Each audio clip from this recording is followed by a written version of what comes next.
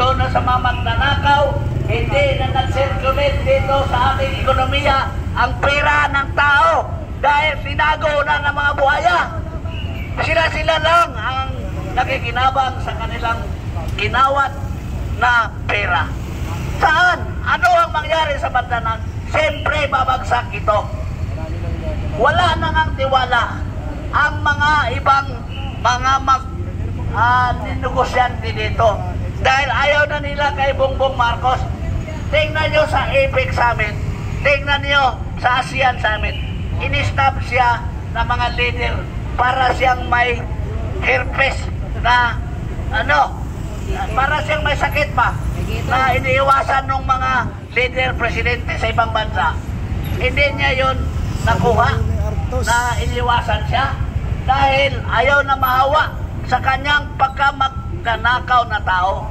Yung tatay niya sa Guinness World Book Record nagiging #1 magnanakaw. So, yung anak pati pa rin sumobra pa ang pagka-magnanakaw.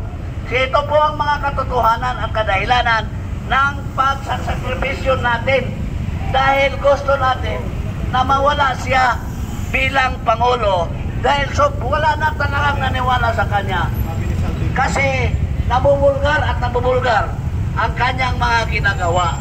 Sabi niya, papolitika lang itong mga ginagawa ninyo. Hindi papolitika. Dahil kung sabihin mo, Bongbong Marcos, na ito po'y papolitika, wala ka na sa 2028 dahil 6 years term ka lang. Ang aming tinatawag na accountability sa iyo, Bongbong Marcos, bilang presidente ng bansa. You are liable sa mga ginagawa mong pagnanakaw sa pera na tinatago na ang pera na yan ay nakapabagsak sa ating ekonomiya dahil wala nang perang nag-circulate sa ating ekonomiya.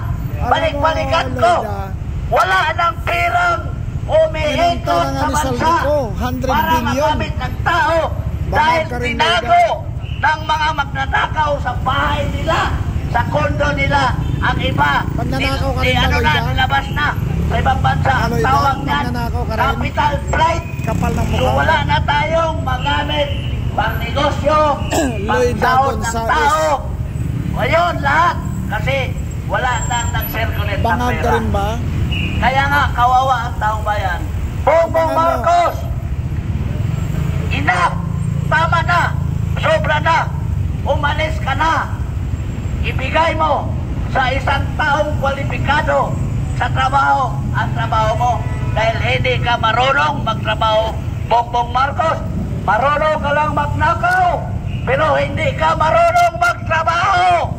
Puro ka lang nakaw, nakaw here, nakaw there, nakaw everywhere hanggang ang bansa ay nalulos na ito sa kanakawan na ginagawa nyo ng mga tao mo. This is not politics and we are not stabilizer. We made you accountable sa mga ginagawa mong pagnanakaw.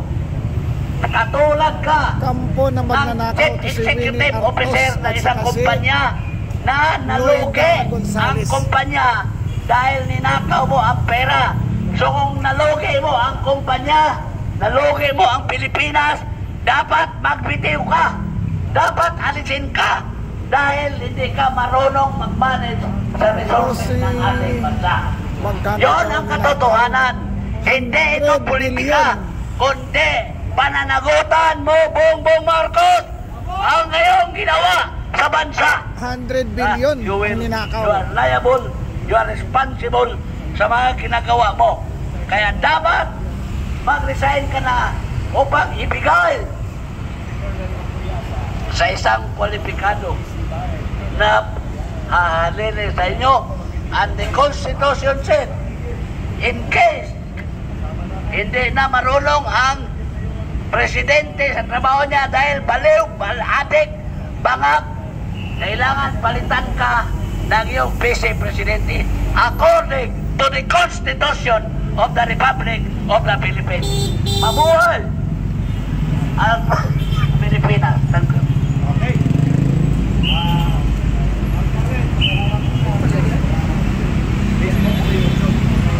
Mga kababayan, sa araw na ito, nagsalita na po si Saldico at itinuro niya na ang mastermind si Marcos Jr. Tingnan nyo po sa media, mahigit na 12 million views ang video ni Saldico na nagpapahayag na ang pagnanakaw ang malawak na pandarambong ipinag-utos ni Marcos Jr. Sabi ni Saldico, bago siya patayin ay ituturo na niya ang mastermind, at walang ibang mastermind na itinuro kundi si Marcos Jr. At ito ay isang act of redemption on the part of Saldico. Tinamaan po siya ng konsensya niya sapagkat makikita na ang layunin talaga ay hindi lamang patakasin si Saldico, kundi siya mismo ay gawan po ng masama. According kay Saldico, lumantad siya dahil ipa-assassinate po siya. Papatayin po siya. Babarilin siya. Sabi niya, alam na niya na papatayin siya. Kaya sa araw na ito, isiniwalat na at ibinulgar ni Saldico na ang punong kriminal na nagpapatupad ng malawakang pandarambong at pagnanakaw sa kaban ng bayan, walang iba kundi si Marcos Jr. Si Saldico at sila Romualdez ang tawag sa kanila, mga conspirators. Pinakamalala na gobyerno ngayon, ito kay Marcos Jr. Walang ibang nagnanakaw sa gobyerno kundi ang presidente mismo ang nangunguna upang ang mga magnanakaw at buhaya at mga kurakot na politiko will have their happy days in government. At ito ngayon kinumpirma ni Saldico na all along ang gimmick ni Marcos na mag-inosente-inosentihan, mag-arti-artihan at magdrama, na kunwa-kunwari nagpapaimbestiga ang kulukoy, siya pala ang mastermind. At dahil dyan, pakikinggan natin ang boses ng isa sa ating mga kasama ngayon, sapagkat ito po ay hanggang hindi bumababa si Marcos, walang uuwi mula sa EDSA na pagtitipon na ito. Ang ating mga kapatiran na Iglesia na Cristo, 1 milyon ang kikilos simula na sa November 16, 17, and 18 according to the reports that we have received. At dito sa EDSA, open to all ang gustong manindigan na tapusin na ang kabulukan at pagkamagnanakaw ng gobyerno ni Marcos. Open kayong pumunta sa EDSA, mapayapang pagtitipon, sama-samang pagkilos upang papanagutin ang pinakapunong salaring kriminal na mastermind at pasimuno ng 1 trilyon mahigit pesos na pagnanakaw. Itinuro na ni Saldico. Ngayong araw, mahigit na 12 million views ang video na ito. Hindi ito AI. Ito ay authentic at ito ay binibitbit ng malalaking media outlet. At sinabi ni Saldico na siya ay papatayin na, kung kaya ito ay parang ay tinatawag ito na anti-mortem statement na ni Saldico. Tama ba, General? Kasi kung patay na, post-mortem yun. Kung bago ka mamatay, anti-mortem statement ang tawag nun. Kaya ito ay parang anti-mortem statement or anti-mortem confession ni Saldico na siya ay papatayin na, kaya itinuro na niya ang mastermind si Marcos kung bakit nalulunod sa baha, nalulunod sa korupsyon ang buong bansa, na mamatay ang kababayan natin. Mahigit na 200 ang patay sa baha sa Cebu. Ang putang inang flood control na 26 billion sa Cebu. Ang pasimuno pala ng pagnanakaw, ang putang inang presidente ito. Yan po ang totoo na itinuro ni Saldico ngayong araw na ito. At sino ang hindi may skandalo sa ganyang kalagayan na you are elected to be the president, to lead and protect the people and lead the country ng tama at matuwid. Ikaw pala ang pinakapasimunong tarantadong kriminal na nagpapalaganap ng pagnanakaw. Gusto nyo mapakinggan ang boses na ito? Tawagin natin si Brother Oliver. And then si General Daos ang susunod na magsasalita muli. Para may boses si Ka Eric, sapagkat ito ay hanggang December 31 ang rally na ito. Ang haba. 3 araw lang dapat lumayas na si Marcos. Yan ang taning ng taong bayan sa kanya. Brother Oliver. Tingnan nyo, tingnan mo. Magandang hapon po, mukhang wala na sa sarili. Kababayan, Sa sarili, magandang baka hapon ikaw po ang sa wala mga sa vlogger. sarili. Magandang hapon po dito sa Robinson. Gusto niyo magnanakaw na naman leader? po tayo. Ha? Ito, tawagin po natin itong super. Bakit po ba super? Papaliwanag po natin bakit super. Dahil si Ayun Bongbong na, Marcos po kumanta na ay si super Saldico. sinungaling. Ha? Super ang korupsyon. Super ang kalokohan at kasinungalingan na ginagawa niya sa mamamayang Pilipino. Ano po ba ang ginagawa natin ngayon? Kaya tayo nandito, pinaglalaban po natin ang karapatan ng bawat Pilipino. Pinaparating po natin sa kanila na ang gobyerno ay walang karapatan dahil sila po ay mga magnanakaw. Ngayon, ngayong araw na ito, simula po kami upang iparating sa mamamayang Pilipino na si Congressman Saldico ay nagsalita na. Yes. Ipinahiwatig niya na ang katotohanan. Sinabi niya na po kung sino nag-uutos. Sinabi niya na po kung ganong kalaki. Super, duper, 100 billion ang dapat nakawin sa gobyerno. Ano ang mga nangyari po na kalamidad na pinakita ng Panginoon Alam mo, sa Adrian, atin? punta ka rito Super baha. para sampalin kita. Maraming taong namatay Hayop ka. sa iba't ibang lugar. Super ang kasinungalingan niya. Sinasabi niya na padaanin muna natin ang bagyo. Bakit? Patay na yung mga Alam mo, Pilipino bago Arne, niya isa ka pa, tulungan. magnanakaw ka rin. Nagbigay ng tulong. Yung mga 5,000, 10,000. pagbulgar ni Saan Saldico, makakarating po magnanakaw ka ba rin. yung 5,000, 10,000? Makakabili po ba ng hollow blocks, simento, buhangin, yero? Hindi Anong po, ebidensya wala pa pong hinahanap mo? mararating yan. Ha? Pidrek, Kaya, pangag ka. nandito po tayo nananawagan sa mga mamamayang Pilipino, lalo na sa mga Ikaw mahihirap rin, putang na ina mo ngayon rin. ay super Punta ka rito para hirap na po alaman. at sila naman ang mga Hayop ka. buhaya, super na mga buhaya Ina mo rin ka. na ngayon ang sarap ng mga kinakain nasa ibang bansa. Nasa na po ngayon si Secretary Bunuan? Nakatakas na. Oh, paano po nakaalis yan?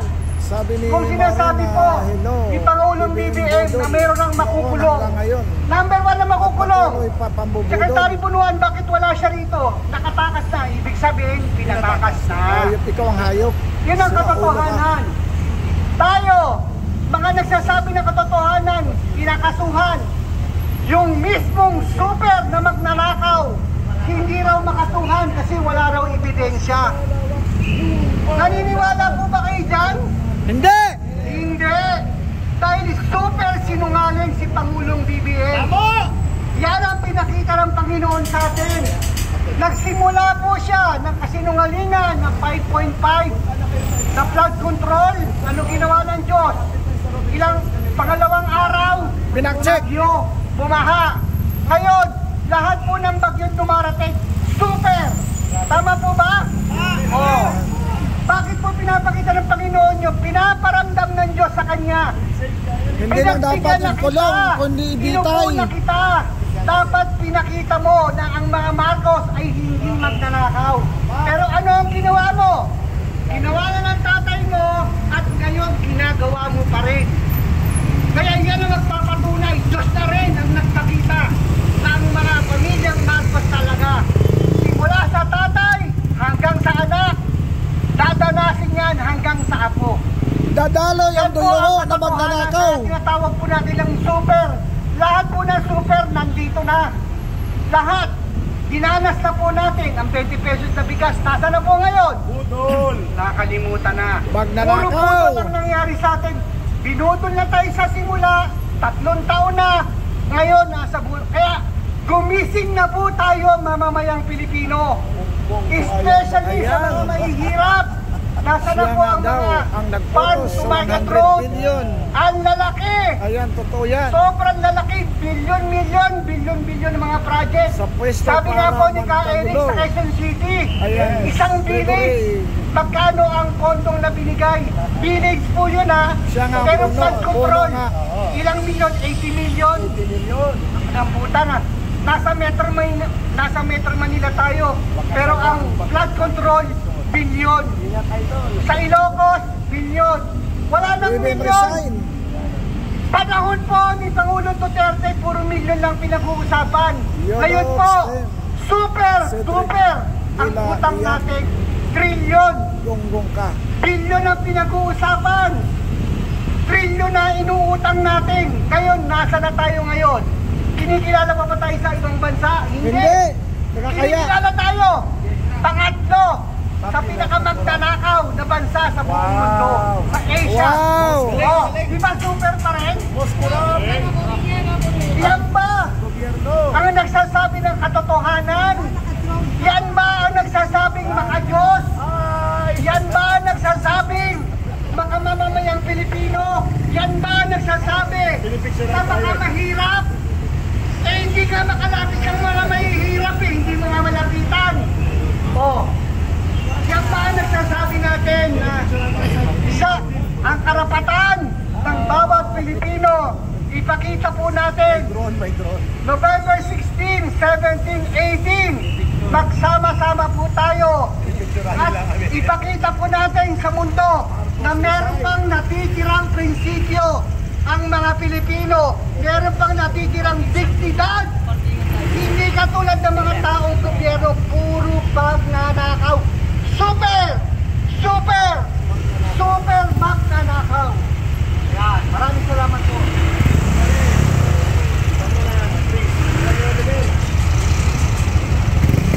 Bago po ang pagbalik ni General Daos na isang retiradong general na magpapahayag ng kanyang salubin in behalf of the retirees.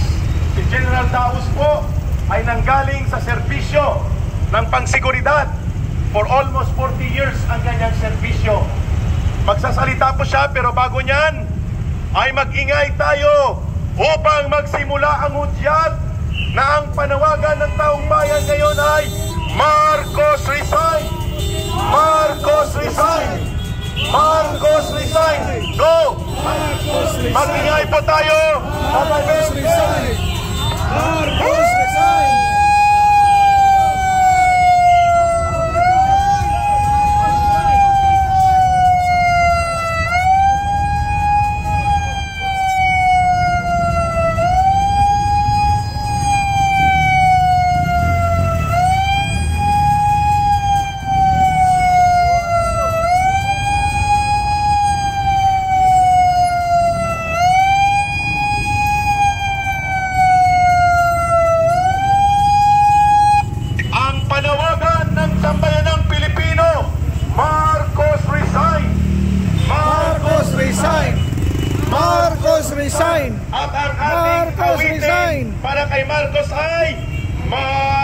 Marcos magnanakaw, Marcos magnanakaw, Marcos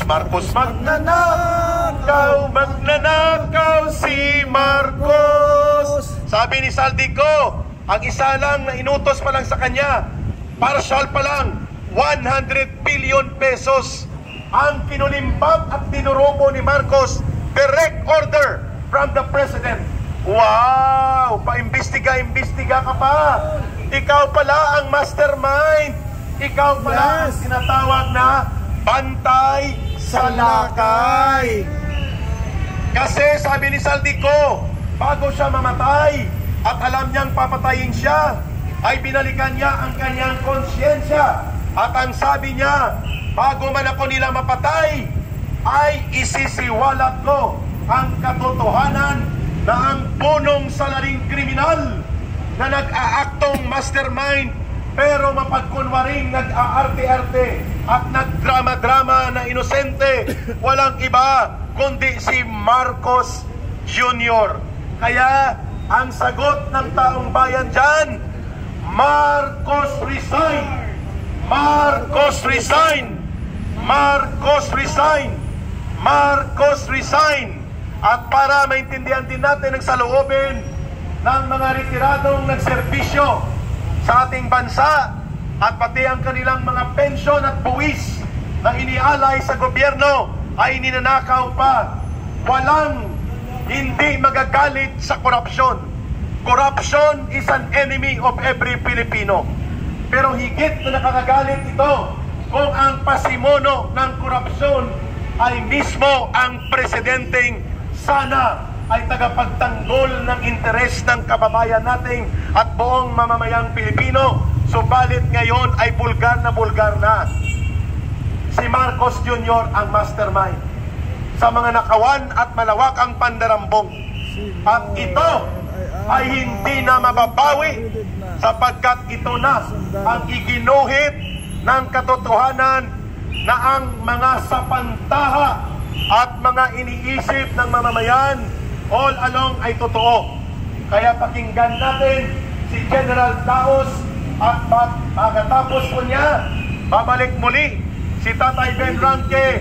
Pero November 16, 17 and 18, Occupy EDSA upang lumayas na ang anak ng diktador na magnanakaw at pasimuno ng pangungurakot sa kaban ng bayan. General Daos, ang iyong salubin in behalf of the retirees. Magandang gabi sa inyo mga kababayan, kapwa ko Pilipino. Alam nyo po, galing pa ako ng Region 1. Kay Ilocanohan ko si Apo Presidente BBM Marcos.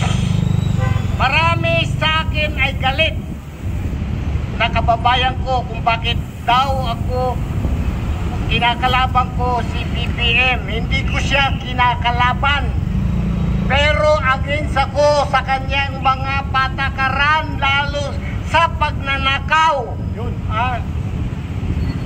Yung revelasyon ni Saldico kanina ko lang na pumunta ko ng Region 1 para umattend talaga ng Black Friday rally protest dito, pero wala pa yan revelasyon ni Ko.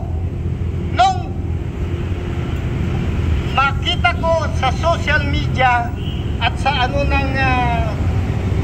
mainstream media, tala ko, una, pagkalam ko ay artificial intelligence. Kaya nagtanong-tanong ako sa aking mga kasamahan. May mga kasamahan po ako na nagtanong ako mismo sa DILG, doon sa mga kasamahan ko dati. Sabi nila, hindi sir, mukhang legit. Mismo kasi sa Facebook din, sa Facebook mismo, sa account ni Saldico, lumabas pati yung mga listing ng mga projects na yung pala, kaya pala medyo parating iniiwas, ang issue parating iniiba. Tama sa akin suspetsa, sa akin damdamin na ang tawag ko hindi mastermind Grandmaster. Wow, Grandmaster Grandmaster. The Grandmaster of Plunder. Grandmaster si Ferdinand Marcos Jr. Yan po. Yan mga kababayan, Grandmaster. Salungak sa revelation ni Saldico.